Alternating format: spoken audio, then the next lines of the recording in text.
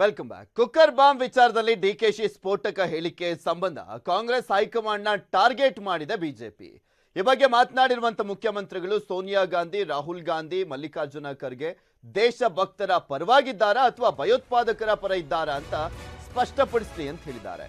ಇದಕ್ಕೆ ಡಿಕೆಶಿ ಕೂಡ ತಮ್ಮದೇ ಸ್ಟೈಲ್ನಲ್ಲಿ ತಿರುಗೇಟನ್ನು ಕೊಟ್ಟಿದ್ದಾರೆ.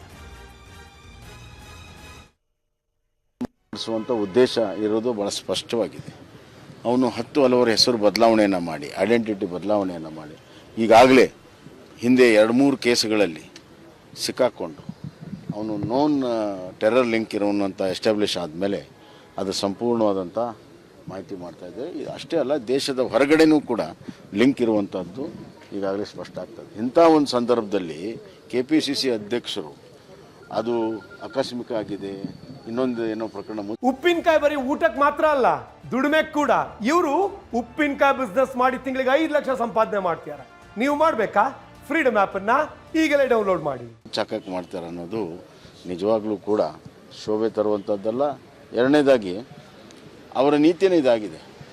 10 ಹಲವಾರು ಹಿಂದಿನ ಟೆರರಿಸ್ಟ್ ಪ್ರಕರಣಗಳನ್ನು ಅದನ್ನು ಅತ್ಯಂತ ಕ್ಷುಲ್ಲಕದಿಂದ ನೋಡುವಂಥದ್ದು, ಟೆರರಿಸ್ಟ್ಗೆ ಬೆಂಬಲ ಕೊಡುವಂಥದ್ದು, ಟೆರರಿಸ್ಟನ್ನು ನಮ್ಮ ಪ್ರೆಸಿಡೆಂಟ್ ಆಫ್ ಇಂಡಿಯಾ ಗಲ್ಲಿಗೇರಿಸಿದಾಗಲೂ ಕೂಡ ಅದರ ಟೀಕೆ ಮಾಡುವಂಥದ್ದು, ಈ ಪ್ರವೃತ್ತಿ ಏನಿದೆ, ಅವರು ಚುನಾವಣೆಯ ಒಂದು ತುಷ್ಟೀಕರಣದ ಒಂದು ತಂತ್ರ ಇದು.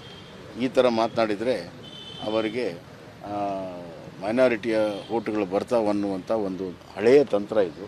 ಅದನ್ನೇ ಬಳಕೆ ಮಾಡಿದ್ದಾರೆ. ಆದರೆ ಜನ ಜಾಗೃತ ಆಗಿದ್ದಾರೆ. ಇದು ಯಾವುದು ನಿಮ್ಮ ಹೇಳಿಕೆ ಸಮರ್ಥನೆ ಮಾಡ್ಕೊಳ್ತಾ ಇಲ್ಲ ನಿಮ್ಮ ನಾಯಕರೇ. ನನ್ಗೇನು ಯಾರು ಬೇಕಾಗಿಲ್ಲ ರೀ.